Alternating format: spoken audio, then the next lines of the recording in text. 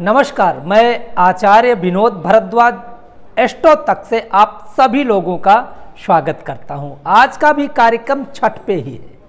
क्या आप जानते हैं कि भगवान सूर्य की आराधना में माता षष्ठी का क्या रोल है?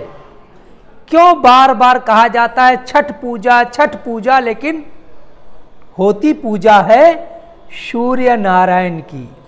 आज इस विषय का खुलासा करेंगे और पौराणिक महात्म देंगे, वैदिक महात्म देंगे और इसके साथ साथ ही आपको जानकारी देंगे कि माता षष्ठी मैया की वह कौन सी पूजा है जिसको मात्र कर लेने से आरोग्यता मिलती है, जिसको मात्र कर लेने से पूरे साल खुशियों का महावरदान मिलता है। वह पूजा संपन्न कर लेने से निश्चित रूप से स्त्रियों को सौभाग्यता मिलती है और पुरुषों को निश्चित रूप से व्यापार मिलता है, यश मिलता है, धन मिलता है, वैभव प्रदान होता है। मित्रों, इस कार्यक्रम को जरूर शेयर करिएगा क्योंकि यह कार्यक्रम बहुत खास होने वाला है। देखिए, शुक्ल यजुर्वेद के अंतर्गत उपवेद में अर्थात मार्कंडेय पुराण में ऐसा कहा गया है, गौरी पद्मा सची मेधा सावित्री विजया जया देवसेना स्वधा स्वाहा मातरौ लोक मातरा धृति पुष्टि तथा तुष्टि आत्मना कुल देवता गणेशेनंबिका ह्रोत वृद्धौ पूजयश्च षोडश। जैसे कि आप सभी लोग जानते हैं कि जब बच्चे का जन्म होता है तो हमारे घर में छठी पर्व मनाया जाता है। शास्त्रों में कहा गया है, ब्रह्मा ने जो लिख दिया छठी रात के अंत राई बढ़े न तिल घटे, यह सिद्धांत अपेल। अर्थात जो है छठी का पर्व आदिकाल से मनाया जाता है। अब सूर्य का माता षष्ठी से क्या संबंध है, हम इस बात को बताने का प्रयास करते हैं। षोडश मातृकाओं में देवसेना नाम की एक माता है जो पूरे संसार की माता हैं, भगवान सूर्य की पुत्री हैं और निश्चित रूप से इन्हीं के नाम से इस छठी पर्व को मनाया जाता है सूर्य के रूप में।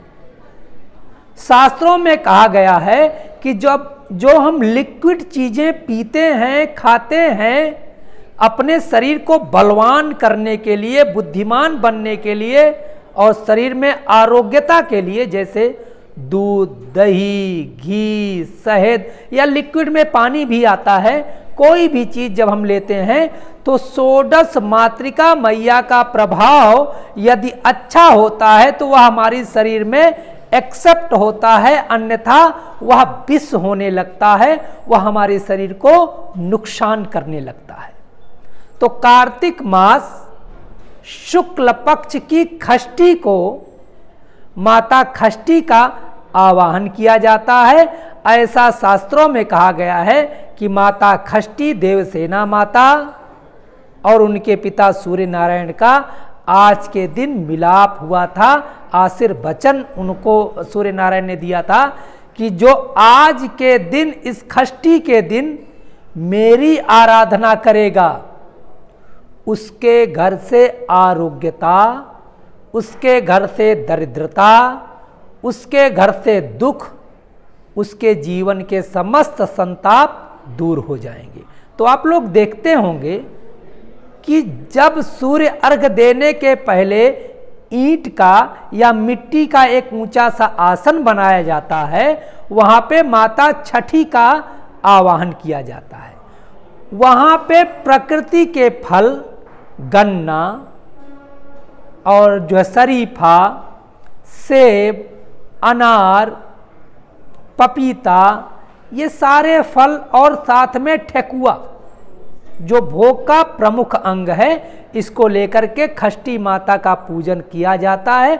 उसके बाद सूर्य अर्घ देने से भगवान सूर्य नारायण ने जो आशीर्वाद दिया है माता षष्ठी को, दोनों का आशीर्वाद, माता षष्ठी निश्चित रूप से ताकत को देने वाली हैं, शरीर को आरोग्यता देने वाली हैं, तो भगवान सूर्य तेज देने वाले हैं, भगवान सूर्य शक्ति देने वाले हैं। दोनों का आशीर्वाद यदि मिलता है तो घर की संतान, घर के समस्त कार्य निश्चित रूप से और अच्छे होने लगते हैं। आशा है इस कार्यक्रम में जो भी सिद्धांत हमने रखे उसे आप अच्छी तरह से समझ गए होंगे। मित्रों, यदि कहीं समझ में ना आया है तो आप कमेंट बॉक्स में जा करके आप कमेंट करके मुझसे पूछ सकते हैं। आप लोगों का बहुत बहुत धन्यवाद। नमस्कार।